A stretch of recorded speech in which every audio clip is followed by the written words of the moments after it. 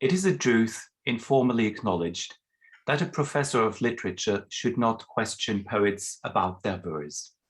A system of checks and balances ensures that poets, in what is perceived by some as creative isolation, deliver their verse to the world and posterity, enabling their spiritual children to roam freely, taking various shapes in the minds, souls, and hearts of their avid readers. And yet, poet Mimi Khalvati and academic David Morecambe have kindly agreed to join us tonight for a lecture and subsequent discussion. A discussion that might not necessarily be dedicated to health policy, but to Mimi Khalvati's verse. Hence, in the first part of this event, David Morecambe will discuss two of Mimi Khalvati's poems, a ghazal and a sonnet, illustrating the interplay of technique and semantics in her poetry. In the second half, he will be joined by the poet herself, and she has, of course, already arrived, as we can see. He will be joined by the poet herself to discuss central aspects of her technique. Mimi Khalvati was born in Tehran, but she received an excellent international education, as it was common among distinguished Iranian families before 1979. Having grown up on the Isle of Wight, she would proceed to Switzerland, most notably the University of Neuchâtel, thence to the Drama Center and the School of Oriental and African Studies, both conspicuously located in London. She then worked as a theater director in Tehran, translating from English into Persian, devising new plays, co-founding, later, the Theatre in Exile group.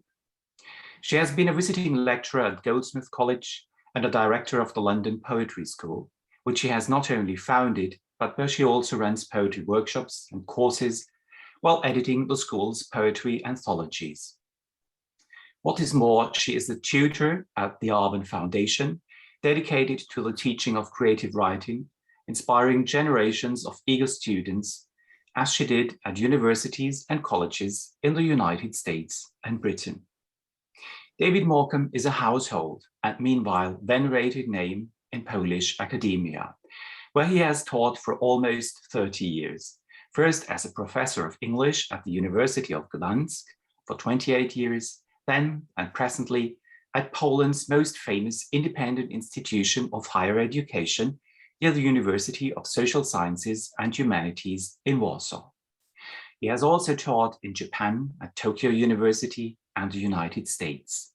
His research and publications are mostly dedicated to contemporary British literature, with publications on Ian McEwan, Graham Swift, John McGann, John Berger, the British and Irish short stories, and of course, he has been a co-editor of the first authoritative study on contemporary British and Irish poetry. That is the Companion to Contemporary British and Irish Poetry, published this year with Wiley Blackwell. Thank you very much, Mimi Khalvati and David Morecambe, for sharing your research and poetry with us now.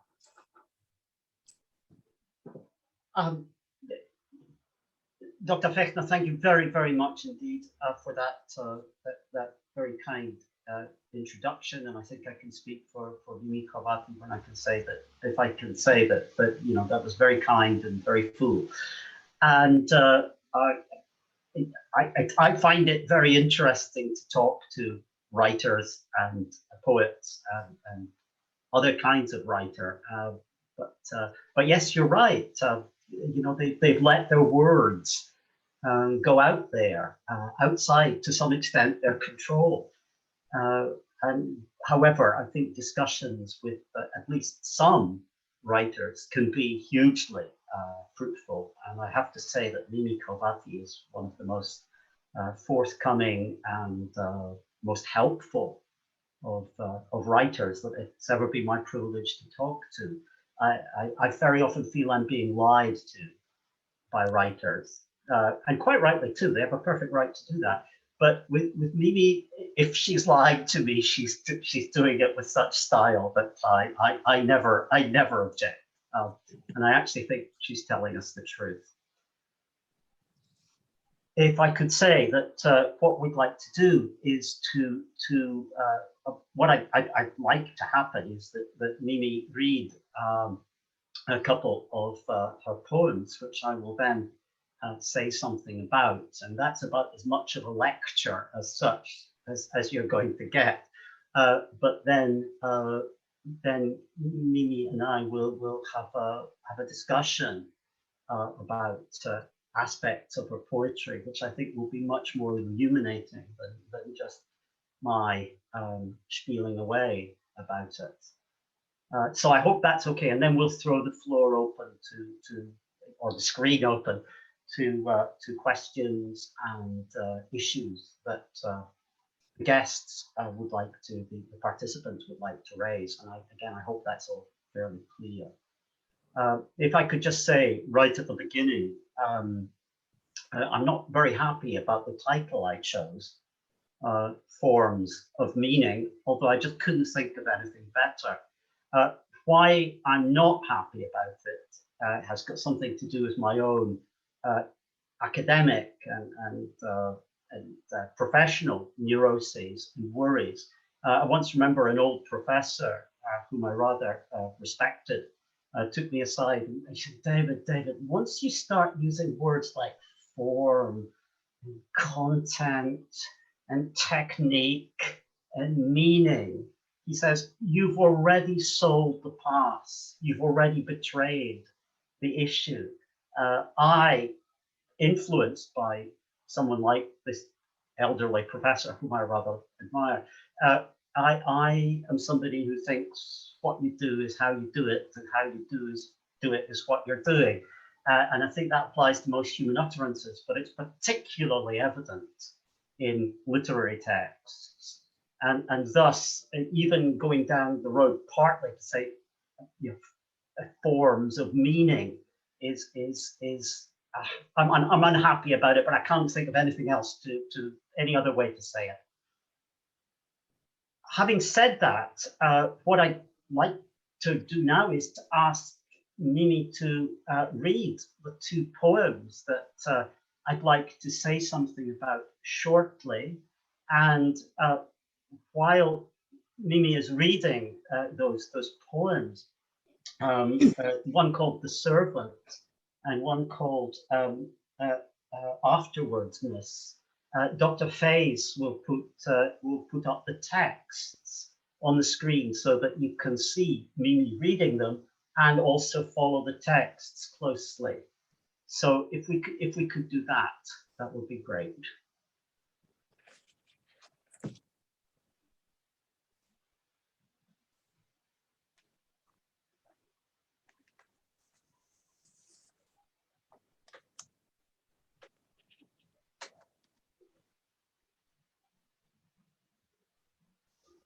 So I think we can all see the text, the first text, and Mimi, if you'd like to read it, please.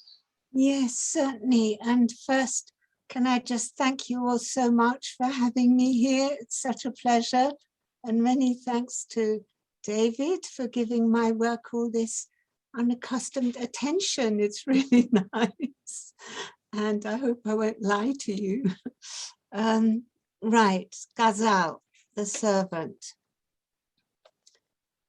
Mahmud, hurry, water the rose. Blessed is the English one that grows out in the rain. Water is scarce, blood not so. Blood is the open drain that flows out in the rain. Bring in the lamp, the olive's flame. Pity the crippled flame that blows out in the rain. Where are the children? What is the time? Time is the terror curfew throws out in the rain. Hurry, Mahmud, home to your child, wherever my namesake, Mariam, goes out in the rain.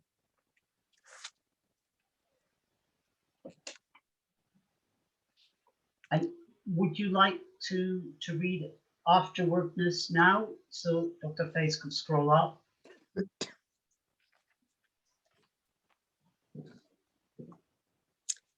Yes.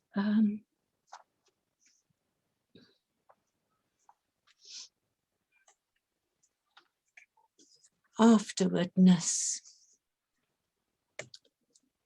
An 11-year-old boy from Aleppo, whose eyes hold only things no longer there, a citadel, a moat, safe rooms of shadow, afterwardness in his 1,000-yard stare. Years later, decades even, might turn around to see through the long tunnel of that gaze a yard, a pond, and pine trees that surround, as in a chahar-bagh, 4 branching pathways. Where do memories hide? The pine trees sing. In language, of course, the 4 pathways reply. What if the words be lost? The pine trees sigh. Lost, the echo comes, lost like me in air. Then sing, the pathways answer, sigh and sing for the echo, for nothing, no one, nowhere. Well, thank you very much for reading those poems and so movingly and I think powerfully. If I might, what I'd like to do is to spend a few minutes really presenting a very brief analysis of each of those texts, and they actually overlap in certain interesting ways, but I'd like to deal with them separately for a whole variety of reasons. If we take the poem The Servant, what we might like to notice is of course the title. I always get worried because I never quite know how to pronounce this word because one is told so many different pronunciations. But ghazal, I think Mimi, that's what you said, and I take that as fairly authoritative. And The Servant. The title obviously is on one level literary and on the other level topical, because the poet is the author is designating the I suppose finally the genre of text that this belongs to, the form, the fixed form, or at least relatively fixed form, because I think ghazals turn up in quite a lot of different forms actually, despite what people say. But the fixed form that this text belongs to, and in a sense, in both parts are being given quite a lot of emphasis right from the start of the poem. In an English language context, while a number, quite a few English language poets have attempted ghazals, it is largely an extraterritorial form. It is a form brought in from abroad. But of course, so is the sonnet. I think while we can emphasize the extraterritorial quality of the title here, it is something that happens in poetry a great deal, that forms are brought in from outside with a greater or lesser degree of success. The title, The Servant, is interesting and striking in as much as it is finally, I suppose, both elliptical and revealing. I would presume that the Mamad referred to in the opening line is in fact the servant who is being addressed by another person. But of course, one is assuming things, and what I think we can see is the highly elliptical nature of this text is signaled to some extent right from the beginning. Who is Mamad? Is Mamad the servant? And the text, while indicating that, is not being hugely helpful, and nor should it be. It does also imply a relationship between speaker and addressee, which is quite striking, quite interesting, and probably important, certainly important.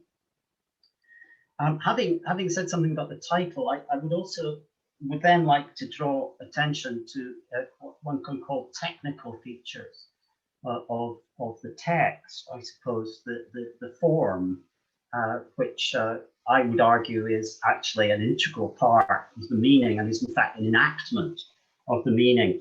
And obviously I'm not going to go into a huge amount of detail here, but I would draw your attention to certain fairly clear aspects of the text, that one is looking at a great deal of regularity in this poem. Each of the first two lines of each stanza is more or less, okay, eight syllables, and when there's deviation, it's very slight, only by one syllable, and in fact it might have something to do with eliding syllables rather than actually the syllable count. So we're looking at something fairly regular, a pattern of 8-8-4, which runs throughout the entire text in terms of syllables per line, in terms of line length. At the same time, we can notice a great deal of regularity in the placement of main stresses in the text. It goes basically, as you might expect, 4-4-2. So there's 4 main stresses in each of the first two lines and 2 main stresses in the third line in each stanza, in the kind of refrain line or half line, really. So thus we see a great deal of regularity in the text, and this regularity is borne out. This coherence and cohesion is borne out by, in fact, the presence of rhyme. And you will notice that there is a great deal of rhyme. It recurs in fairly I'm being British when I say fairly. It's just British qualification. But the rhyme recurs in regular places, and so for example, rose grows in the first stanza. However, with regard to rhyme, it must be pointed out that and the author Mimi Khalvati does this in many of her poems. She is actually really quite resourceful in terms of what she will rhyme, and so that, for example, we have got a rhyme in the third and fourth stanza where flame is rhymed with time, which is certainly nowadays an acceptable rhyme, but it's actually an example of consonants rather than rhymes, traditional rhymes, strictly speaking. So that there's kind of deviance there. There's a kind of breaking of the regularity, and we should also find this in, presumably, I would assume, the key word, one of the key words in this poem, which is child, which doesn't rhyme with anything, and thus stands out with remarkable prominence in the text. We should also perhaps note that the refrain, out in the rain, I'm sorry, I actually rhymed there, the refrain, out in the rain, the refrain doesn't actually rhyme with anything. And thus, we certainly have a rhymed poem that is regular, and don't forget, it's regular in terms of line length, it's regular in terms of stressed syllables, and the number of stressed syllables per line. But it also deviates, it also breaks at certain points. The regularity is broken, the regularity is questioned, the regularity is fractured. And I think this can be connected semantically with some other features of the text, such as the enigmas. Why an enigma should be such a disturbing thing is the subject for more extensive discussion. But this is an extremely enigmatic poem, and just as the rhymes don't sometimes work, and nor should they. Please, I'm not for a moment suggesting that Mimi Khalvati is an incompetent poet, and quite the reverse. She's doing this quite deliberately. Okay? But the rhyme regularity is broken, and the communication becomes, to some extent, difficult and deviant, in as much as it is full of enigmas. Who is speaking? What is the situation? It doesn't look very good. Words like blood, curfew, and terror haunt the poem. And in fact, the enigmas are continued throughout the text. The narrative that must underlie this utterance, the story material that must enable this utterance to take place, the kind of thing that Professor Peter Huhn really likes talking about, the narrative gaps, the elisions, the things that are missed out. These are certainly enigmatic and disruptive elements in the poem that need to be stressed. Second, the deep sinisterness of this text. Hurry, hurry, hurry, why? There's blood in the street, there's a curfew, there's a terror. It all becomes rather sinister as well as enigmatic, and enigmatically sinister, I think. And finally, the point that obviously I'm moving very fast in my discussion, in my analysis of this text. We should notice that this is a British poem published by a British poet in a British publishing house in English. And yet, of course, there is a very strong reference to elsewhere, to abroad, to non-territorial experience. Although, ladies and gentlemen, I would put it to you that the situation of worry, the situation of concern, something's happening out there, it isn't good, and children are involved, and you have to hurry home, and you might be out of place there. These are fairly universal experiences, or at least for many people, these are quite universal experiences. And if I might now just continue with afterwardness, and I hope you will see in my discussion of afterwardness how what I've said about the servant actually interweaves with what I want to say about afterwardness. Once again, the title, it should give us pause. It's not a word I'm familiar with outside this context. It's not a word that's difficult to understand, but it is, if not a made up, a nonce word, it is in fact a very unusual lexical item. And thus again, perhaps we might be alerted to a disturbing, rather sinister quality about the text. The text afterwards is a sonnet, and it's a version of the Italian sonnet. It has rhymes in all the right places, although you might like to notice that some of the rhymes are a little bit. Well, I'm sorry to speak idiomatically. They're a bit non-kosher. They're a bit. Sorry, I use terms like that, but they're a bit dodgy. And once again, please understand me.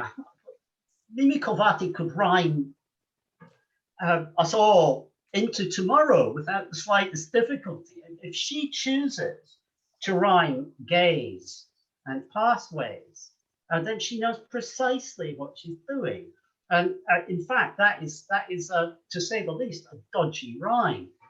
It is what is technically called an anisobaric rhyme, where you're actually matching gaze and the ways, but unfortunately, of course, the stress goes on path. So it's pathways, it's not pathways. but it's pathways, and you're rhyming. Sorry, you. but the author is rhyming a stressed syllable with an unstressed syllable, which you're just not supposed to do in English. Now, if you do, it carries a lot of meaning. And I would like to notice that, I'd like you to notice that, in fact, in the sestet, the pine trees sing and the pathways sigh and sing, and that's repetition. That's not a rhyme. The function of that might be quite far-reaching, but it makes the word sing stand out a bit in the poem by virtue of the fact that it's not, in English, it's not an acceptable rhyme. It's in fact just a repetition.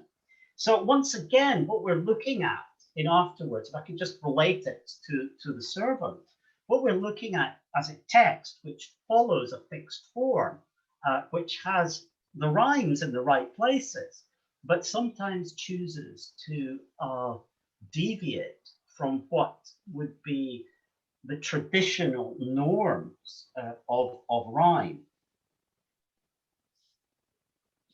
What you do find that gives the poem a further degree of cohesion that runs throughout the whole text is what I would call phonological orchestration, which is the bringing together of certain sounds in certain close positions. And so, for example, if you just look at the first line, an 11-year-old boy from Aleppo, okay?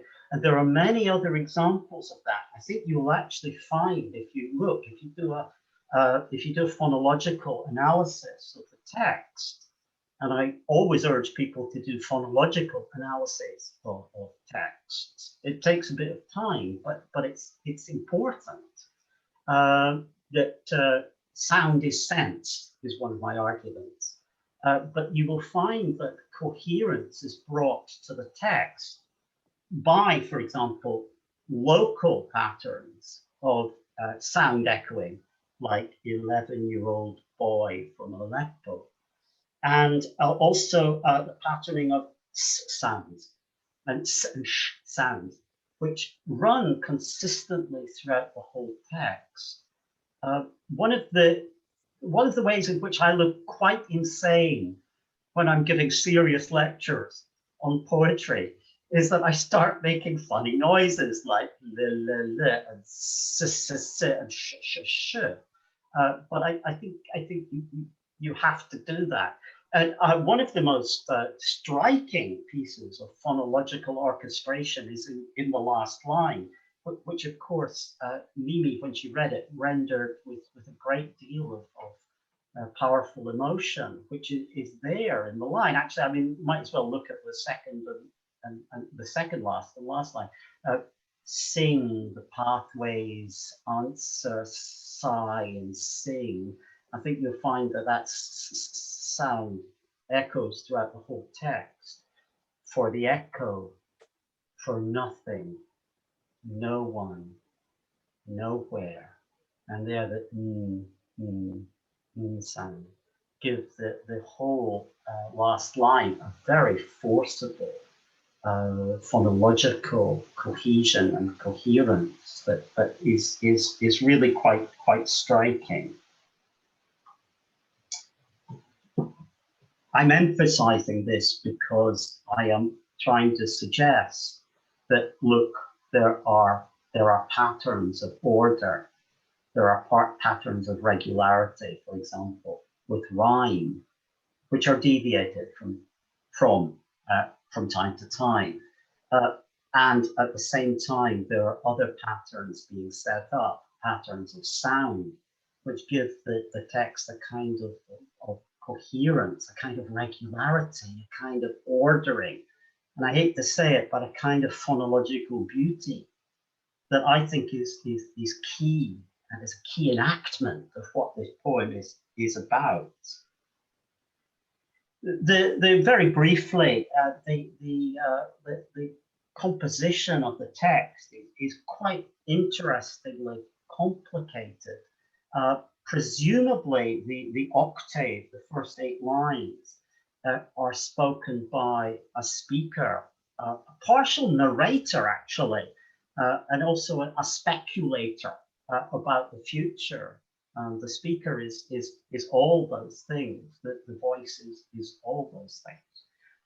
But the sestet, the last 6 lines, are somewhat different, and they are in fact an interesting dialogue between obviously 2 essentially not exactly inanimate but 2 non-verbal phenomena, the pathways and the pines. And through an act of prosopopeia, I suppose, the text gives voice to these phenomena, the pathways of the garden, of the kind of classical Persian Middle Eastern garden that the text is about, and the pine trees that also speak, and they're saying different things. Where the pine trees are, I suppose, skeptical. They are about loss. They are about trauma. They are about things that go, that vanish. But the pathways, which are very ordered in a classical Persian garden, the pathways, and the pathways are extremely significant because they break the world of the garden up into order, into balance. But the pathways are more hopeful, I suppose, and suggest that there might be some way out of the trauma and loss that is clearly part of the experience of the boy from Aleppo, and part of how the trauma and loss that the speaker sees as part of his future. But there is a kind of balancing, a kind of hopeful balancing, a hard fought balancing, I have to say. This is not a pink cloud poem, but that maybe some hope comes in singing, comes in the act of poetry, I suppose, which the poem enacts in its, I think, great beauty in the last 2 lines. Then sing, the pathways answer, sigh and sing. And sing is a word that's emphasized by the fact it doesn't rhyme. Sing does not rhyme with sing. It's a repetition. For the echo, for nothing, no one, nowhere. Sonnet, sound orchestration, the pathways of the garden, these enact some kind of hope of beauty. And if I might just sum up very briefly, and thank you for your patience with my remarks, both these poems work with fixed forms, and they do so with a great deal of technical skill. And I have great respect for skill, for craft, with a great deal of technical skill, a great deal of technical craft, and flexible skill and flexible craft. And the meaning of the poems, the sinisterness of the experience of the servant, the possible hope of emerging from trauma in afterwardness, these are enacted in the text, both in the questioning, the irregularity, the enigmas, and yet the coherence and cohesion that is suggested in the text. I would also point out that once again, actually, as in quite a lot of British poetry from the past 50 years or so, and not just, but past 50 years, there's quite a lot of non-British experience embodied here. The ghazal, the servants, thank God we have never in Britain for a long time got to the blood flowing in the streets in quite that way, and the terror and the curfew. And we see that too in afterwardness, where there is a genuine attempt to look, I think, at some of the terrible consequences of what our world is like, and what goes on in our world.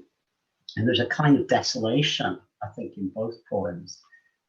Perhaps in afterwardness, there's some kind of hope, which is enacted, embodied, made manifest, actually, in, I suppose, what we could call the form or technique of the poem.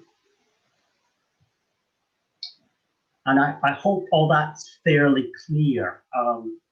I taking you seriously as serious people, and you might notice I'm leaping into technical analysis. Obviously, some of you will see very much that there's much more that one could do, but that perhaps will be enough for a cold Wednesday night in December. And I don't know if at this stage, do you have any, Mimi, any responses? Well, thank you so much, David. It's really quite unusual, I think, these days to have someone pay so much attention, especially to what you're calling the orchestration, you know, to the rhymes, the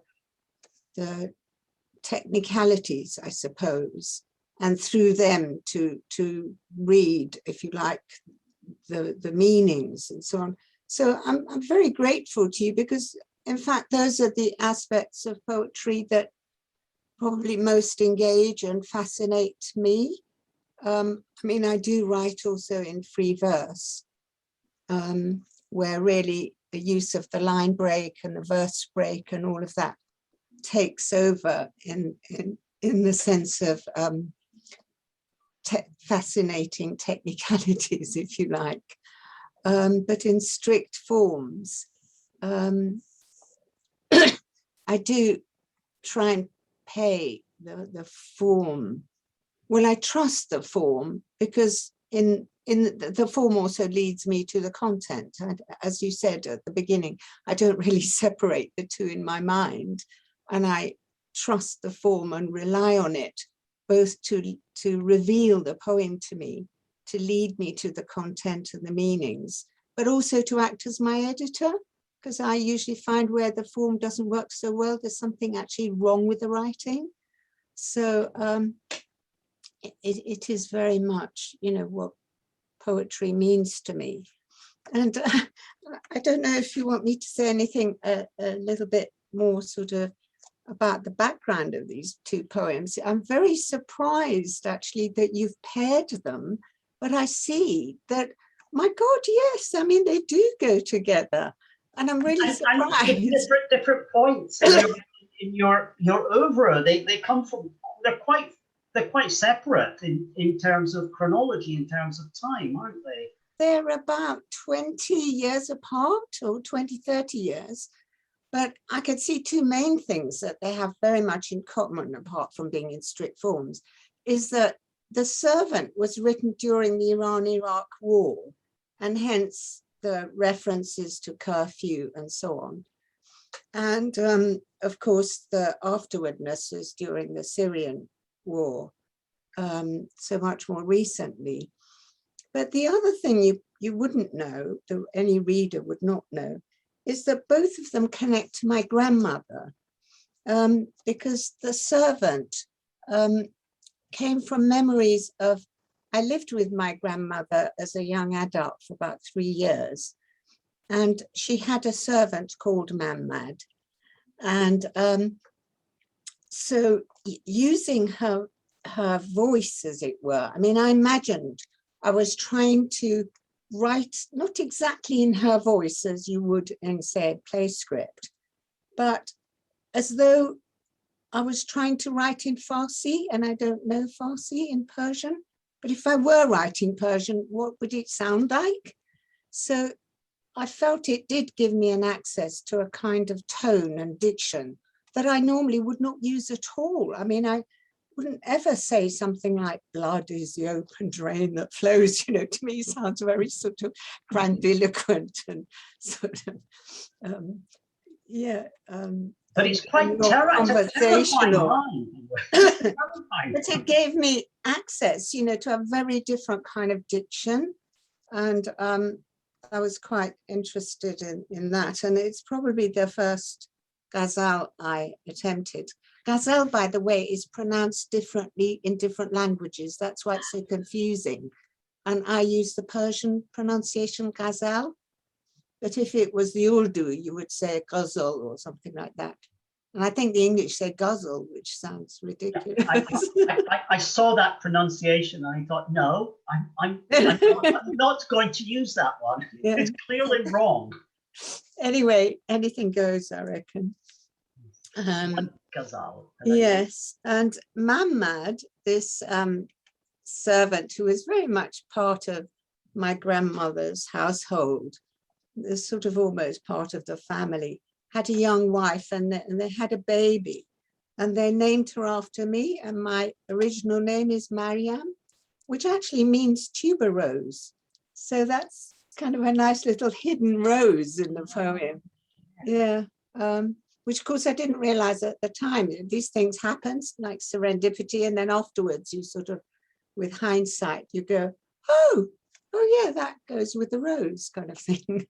The muse was looking after you at that point. Can I just say it's part of the tradition of the ghazal to bring the speaker's name, as I understand it, to bring the speaker's name into the poem towards the end. That's right. The last couplet is called the signature couplet, and you supposedly name yourself either by your real name, your surname, a pseudonym, or any kind of play on your name. And originally, I think it was for copyright purposes. Before there was copyright, it was a way of claiming authorship and ownership. Yeah, so it's quite scary to do in English because it sounds so sort of ridiculous in a way. It's quite embarrassing. So you have to find all these different kind of strategies of how on earth can you use your name and, you know, address yourself, as it were. And the afterwardness, which comes from that Freudian term, which he coined, and I used the meaning loosely to mean looking at early events in your life, maybe trauma or rupture or displacement, and with hindsight attributing meaning or interpretation to those early events. So this one also, and this is hidden behind the poem, and I wouldn't obviously expect a reader to pick up on it, but I'm just commenting on the pairing, how intuitive you must have been, because this also comes from my grandmother's house, because that image of the yard, the pond and the pine trees is actually from my grandmother's yard. And so she's kind of floating behind this poem in a way. And the way I might turn around, you know, I haven't been to Iran for literally decades, and turn around to see in my mind's eye her yard and the pond and all the life that is really lost now and really no longer exists.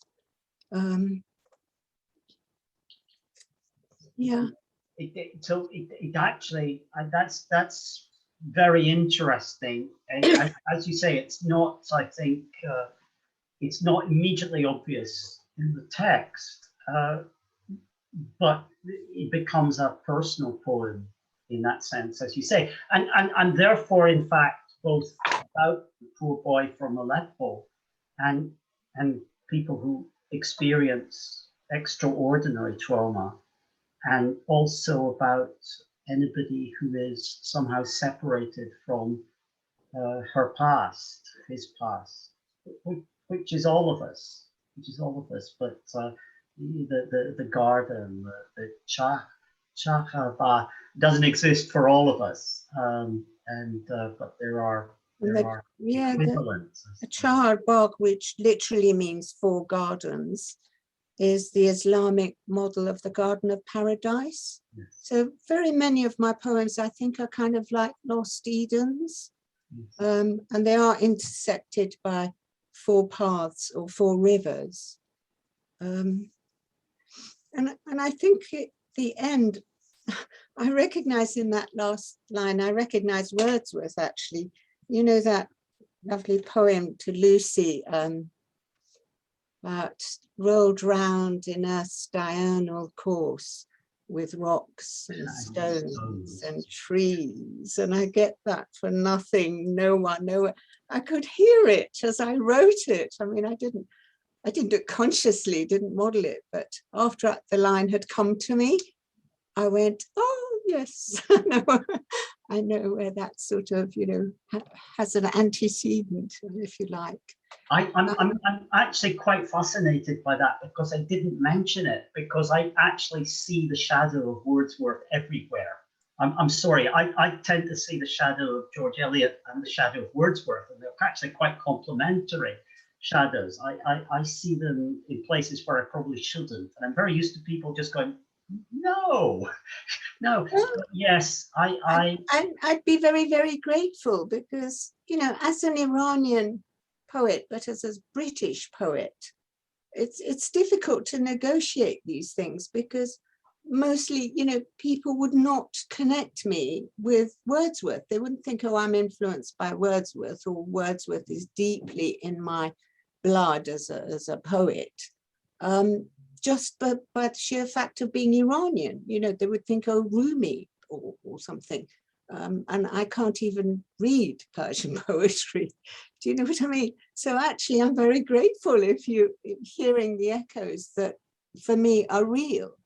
Yeah, they are very real. I mean, Wordsworth turns up in, Wordsworth casts a very long shadow, I think, in British poetry, and almost always a good one, I think. But yes, the Lucy poems, the Servant too. The Lucy poems are very, are actually quite enigmatic in many ways, and quite sinister.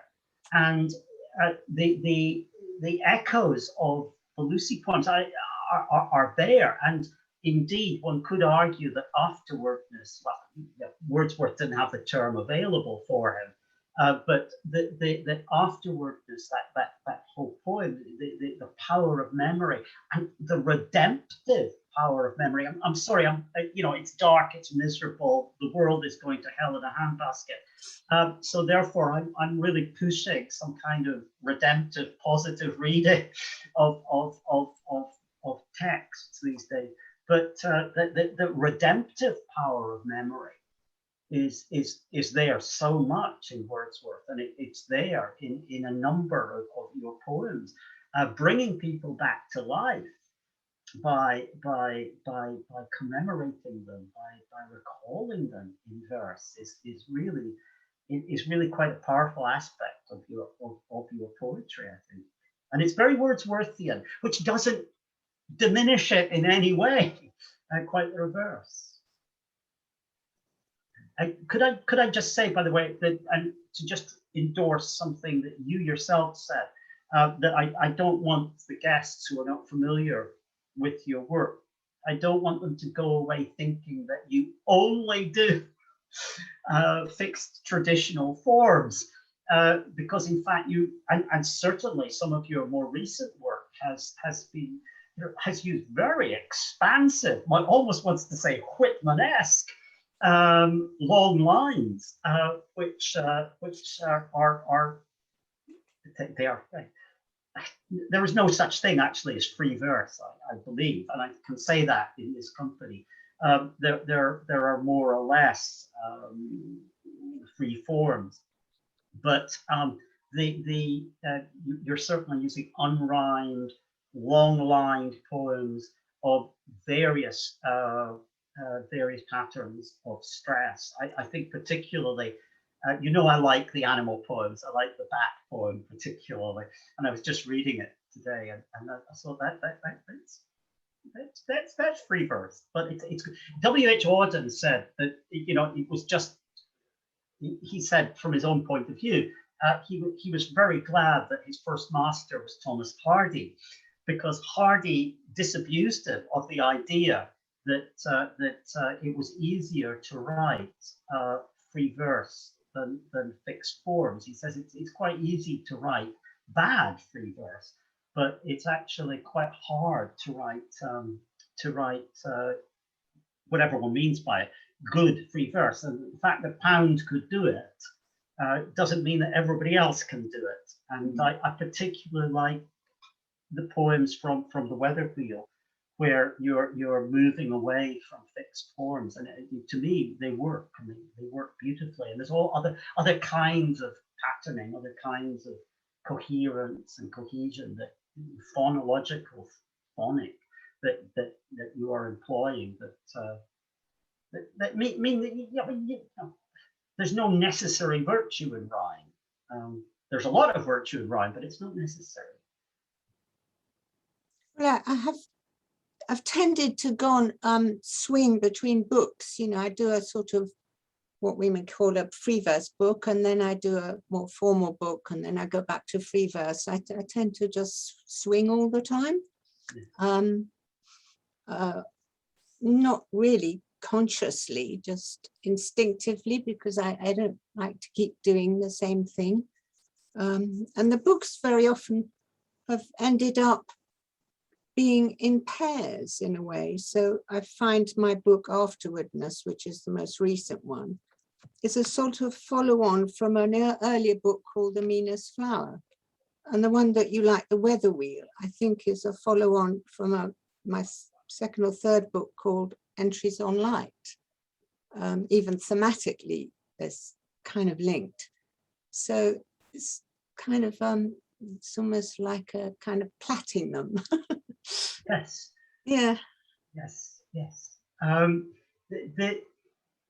But at the same time, I do want to also emphasize that what I find very striking about your work is your fondness and your employment to consider, or to get meaning, to convey meaning in the villanelle, which I think is one of the most sublime forms in poetry.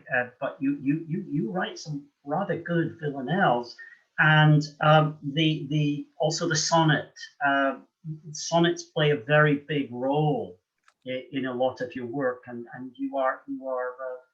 you're quite innovative or quite brave with many sonnets, and you've got one which I know we've mentioned it before when we talked together, but your writing of a corona, which is a linked set of sonnets where rhymes are repeated. I haven't seen anybody do that for a long time, and it's not common, and it works in what is. And it is so integral to the meaning of that sequence of sonnets. Love in an English Autumn, where the very complex relationship is enacted in this very complex interplay. Yeah, that is honestly a nightmare of a form. It's I think it's also called a Hungarian crown. I don't know whether it originates in Hungary. I don't know why it's called Hungarian or heroic crown. So it's kind of different from the more usual crown of sonnets, where you just repeat the last line of the first sonnet as the first line of the ensuing sonnet, and you just go like that. And usually there's 7 of those, or it could be more, but this one has a leader sonnet. Sorry if this is boring, but honestly it really does one's head in. Oh, okay. So the last line of each sonnet is the first line of the next sonnet, but also you have a leader sonnet. So the second line of your leader sonnet is also the last line of your second sonnet in the sequence. The third line is the last line of the third sonnet and goes around like this, and then you end up going full circle. And I had to draw up charts of rhyme schemes and all this and stick them up on the wall. It was really head banging. But I love the way that different forms enable you to access different things.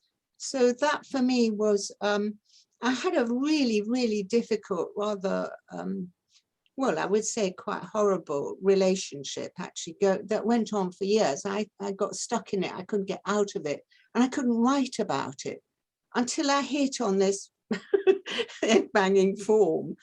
And it's a crown of Shakespearean sonnets. So you have that clinching, epigrammatic, rather tough couplet at the end. And for the first time, I could access parts of my voice that I never normally use in my poems. So I tend to be rather soft and melodious and nice and sort of easygoing and so on. But in this form, I was able to, you know, have the sarcasm, the sharpness, the biting kind of, you know, the less pleasant aspects. And I find that so exciting about form, that each one will lead you to a different place, and sometimes places that otherwise you find impossible to get to. That's very interesting, and that rings very true to me. And if you say that, I believe you. Well, I'm not lying, honestly. Even in this poem, since it's on the screen, the afterwardness, I had a little technical problem because I had that dialogue of the question and answer. Where do memories hide? The pine trees sing, in language, of course, the four pathways reply. So you've got a question and answer, which naturally would come in couplets, wouldn't it? But I'm faced with 2 triplets in the form. So how do I divide, as it were, the 2s that should go into 3 2s, into 2 3s? And because of that technical problem, when I got to what if the words be lost, the pine trees sigh, that's where the idea of the echo came in from that technical problem, because it's like a sort of repetition in some way. And I didn't consciously work it out, but you know, sometimes something just comes to you out of the blue. Mm-hmm. So just that word lost, the echo comes, just came to me. Mm-hmm. Came to me because I'd been battling with the arithmetical problem of getting the 2s into 2 3s. And it's magical, isn't it? And of course, that's the best bit of the poem, I reckon. Very good part of a very good poem. Well, I mean, it gives the turn, you know, it hits the something. I think you're not the first poet that has said that, well, as I'm sure you're aware, that the technique, the form, leads you to words, leads you to meanings, and it is a kind of magic. I think it's a magic that is produced by experience and by craft, skill, that there is a kind of magic, a suggestiveness in the particular form that can take you places that you didn't know you were getting taken to, if you see what I mean. Definitely. Can I just ask you a couple of further questions before we throw before we open the discussion further? How important is abroad, however so defined? How important is extraterritorialness, abroad, the foreign? How important are they to you, or is that not a legitimate question? Oh my goodness. Well, in a way, I think it's absolutely, well, they're two different aspects. There's my own abroadness, if you like. There's the fact that I'm born in Iran, of Iranian parentage and so on, and yet I've grown up from the age of 6 in England, and I don't have my mother tongue. I've lost contact with all my family. I don't know much about Persian culture and history and so on. So there's that kind of dilemma that is very much at the heart of my writing, I think, and possibly is why I write. But then there's the other kind of abroadness, which is other people's abroadness, or reading poetry from other cultures and other languages and so on, which I very much enjoy, but I'm slightly, I can't say it's my driving passion, because I think I'm still stuck where I was stuck as a young child, arriving in England with no English and having to learn English just to survive, to know where, you know, the bathroom was, as it were. And so my relationship with language is very much, I think, to do with English and doing things well in English and writing well in English and mastering, if you can say that, the language, the all aspects of the one language, you know, whether it's the technical things like meter and rhyme, or the syntax, or, you know, the different styles of writing, different kinds of diction and tone and so on and so forth. That's what really drives me as both as a reader and a writer. And when I read things from other cultures, it feeds into that passion, but it's not its own passion, as it were. Does that make sense? Absolutely. It is actually an extremely interesting phenomenon, I think, in all sorts of fields, with or without what you described, which, again, because we've talked about this before, but your loss of Farsi as a child, with or without that, there's some very interesting creative work done by people from outside who take, let us say, English and use it in a way to demonstrate a kind of skill, a kind of belongingness to the language. And obviously from where I live, Conrad is a very, very good example of that. Again, from where I live, I have to say, so is Billy Wilder. The great American film director. You know, he never did a script on his own. He always worked with people. But if you just look at some of the rhetorical skill in a movie like Double Indemnity, it's rhetorically extraordinary as a movie. And I think there is an element among many creative writers. Yeah, Ishiguro, for example, I think another very good example. Yeah. Indeed. So I think that thank you. That was a very, from my point of view, a very interesting and revealing answer. Where next? Quo vadis, Mimi Khalvati? What do you have on the stocks? What do you have ready for the? Oh, I'm sorry. You're perfectly entitled to say mind your own business and wait till the poems are published. Are you talking about what am I working on, or what will I be working on? A bit of both, I suppose. Well, honestly, this is a terrifying. I've never reached this terrifying place before, but I have not written anything now since COVID, really. You know how some people suddenly have been extraordinarily productive and, you know, really got into things and, I don't know, managed to address huge, challenging projects that they never had the time and space to do before. And I've just gone completely blank. So I absolutely can't answer that question. I have no idea where all sorts of things are sort of bubbling up around me. But, and it's not as though, oddly enough, I haven't actually sat down to try and write and then not been able to. I just haven't tried. But I've been reading an awful lot.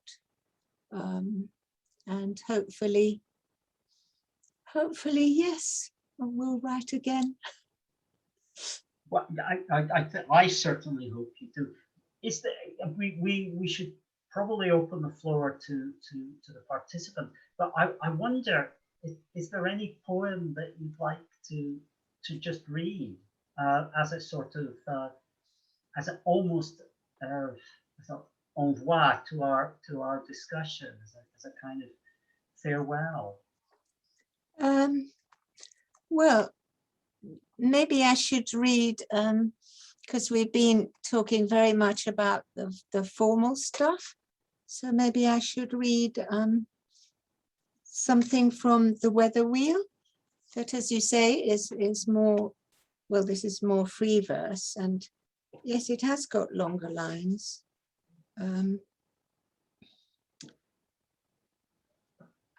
You said you liked the bat poem. I wonder where that is. It's it's a wonderful word. It's Microchiroptera. Oh, Microchiroptera. Oh. I will read that for you, David, to say thank you very much, and then I'll read one other one.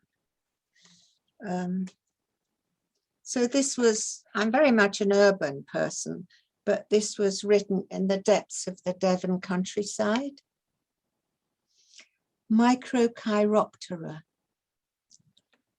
Only human noises populate the night.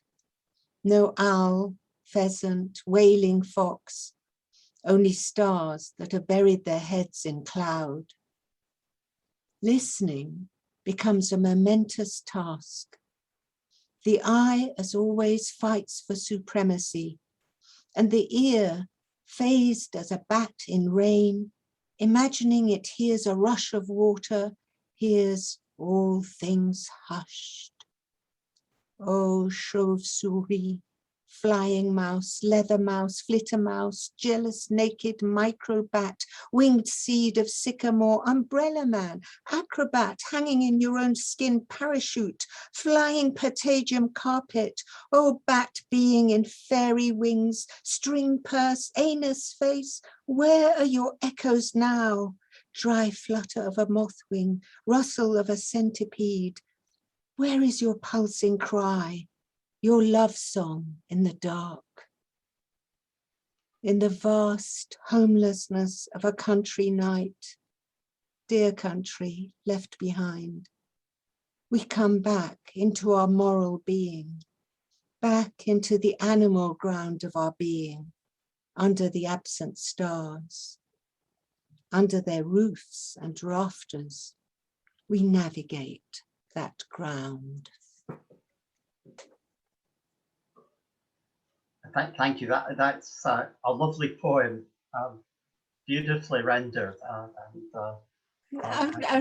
There's not one I ever really read, so thank you. It's I think a quite Wordsworthian poem, but I need to think my way through that. Having said that, it's a magic transformation. Again, the words, all the words that you use the bat, and in the bat poem, I had me reaching, no, not for the first time for my dictionary, but is it a patagium or patagium? Well, I say potassium. I'm sure Right. you're right. So I never heard anybody use it before, but I actually looked it up. I know what it is. Each of my books has got a secret agenda, which is something to do with, I try and identify some weakness in my writing and think, okay, the next book I'm going to address it. And in this book, The Weather Wheel, because you mentioned that word, I decided my vocabulary was rather impoverished. So I was going to improve my vocabulary. And hence we have words like patagium. It's the fringe on a toga, isn't it? Yes. Or it can be actually used of bats. It's the leather. It's the membrane. That's right. On the fingers. Yeah. I did my homework, but it's actually. I'm going to stop in a minute, but it's not just Wordsworth. It's Elizabeth Bishop. I mean, Elizabeth Bishop would never have written a poem like this. No, another favorite. Yeah. But it's that looking at an animal that is so much part of some of her poetry. Okay. Okay, Mimi, thank you very much, and thank you very much for this discussion. And Dr. Fechner, could we hand over to you now? You're now going to moderate the rest. Well, yes, firstly, thank you very much. That has been a marvelous lecture, and that has been, even though this is a platitude really to say, a fascinating poetry reading.